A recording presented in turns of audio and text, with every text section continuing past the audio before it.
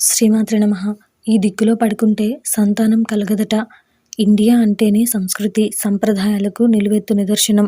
అలాంటి ఇండియాలో పిల్లలు పుట్టడం నుంచి మొదలు మనిషి చనిపోయే వరకు ప్రతి దాంట్లో ఏదో ఒక సంప్రదాయాన్ని పాటిస్తారు. ముఖ్యంగా పుట్టిన పిల్లలకు కూడా సంప్రదాయం ప్రకారం రకరకాల పూజలు చేస్తారు. మనిషి చనిపోయినా కానీ రకరకాల తంతులతో కర్మకాండలు నిర్వహిస్తారు. అలాంటి సంప్రదాయం పడుకునే దిక్కును బట్టి కూడా మారుతుందట. ముఖ్యంగా పడుకునే దిక్కు సంతానంపై కూడా ప్రభావం చూపుతుందని వాస్తు నిపుణులు అంటున్నారు. మరి ఏ దిక్కులో పడుకుంటే మనకు ఎలాంటి సంతానం ఉంటుంది అనే విషయం ఈరోజు ఈ వీడియోలో చూసి వివరంగా తెలుసుకుందాం. మీరు ఇలాగే మరిన్ని మంచి విషయాలు తెలుసుకోవాలి అనుకుంటే మన ఛానల్ని సబ్స్క్రైబ్ చేసుకోండి. అలాగే ఈ వీడియోని ఒక లైక్ చేయండి. మీ ఫ్రెండ్స్ అండ్ ఫ్యామిలీ మెంబర్స్కి షేర్ చేయండి.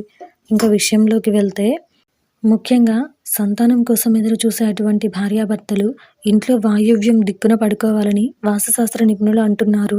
అంతేకాకుండా నైరుతి, దక్షిణ దిక్కుల్లో పడుకుంటే సంతాన సాఫల్యత ఎక్కువగా ఉంటుందని అంటున్నారు. ఈ దిక్కులో పారిజాన్య అనే శక్తి ఉంటుంది కాబట్టి ఈ శక్తి సంతానానికి సహకరిస్తుందట. అంతేకాకుండా ఈ దిక్కు శరీరాన్ని, మనసును ప్రశాంతంగా ఉంచుతుందట. అయితే తల్లి ప్రసవించిన తర్వాత తల్లి, బిడ్డ కలిసి నైరుతి దిక్కులో నిద్రించాలని జ్యోతిష నిపుణులు అంటున్నారు. ఈ దిక్కున తల్లి, బిడ్డ పడుకుంటే ఇల్లంతా హ్యాపీగా ఉండటమే కాకుండా దంపతుల మధ్య కూడా సఖ్యత పెరుగుతుందట.